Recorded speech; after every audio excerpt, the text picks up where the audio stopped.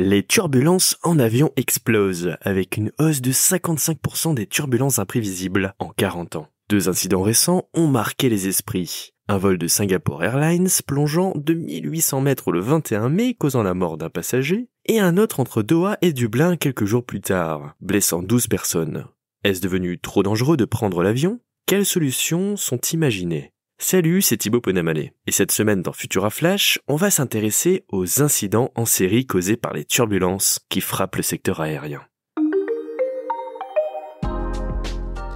Les turbulences, mouvements d'air brusques et irréguliers, se produisent lors d'orages, au-dessus des montagnes ou en air clair. Et c'est justement celles-ci qui vont nous intéresser. Les turbulences en air clair, invisibles au radar météo, résultent du choc de masses d'air à différentes vitesses, ce qui les rend imprévisibles et dangereuses pour les vols.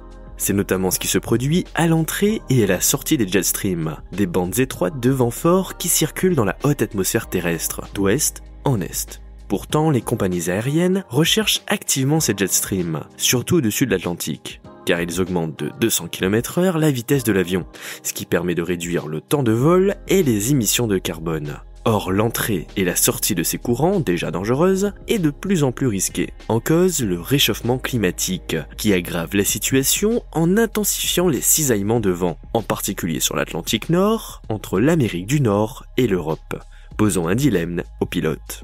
Bon, soyez rassurés, pas besoin d'annuler vos billets d'avion. Pour atténuer les turbulences, des solutions novatrices sont en développement. Les pilotes utilisent les radars météo et le lidar pour les anticiper. Et Airbus, par exemple, teste des ailes flexibles inspirées de l'Albatros pour réduire l'impact des turbulences et économiser du carburant. En résumé, l'industrie aéronautique innove pour rendre les vols plus sûrs et confortables. Mais n'oubliez pas, attachez votre ceinture lorsque le signal s'allume. Et vous, qu'en pensez-vous? Donnez-nous votre avis en commentaire. Quant à moi, je vous donne rendez-vous la semaine prochaine pour un nouvel épisode de Futura Flash.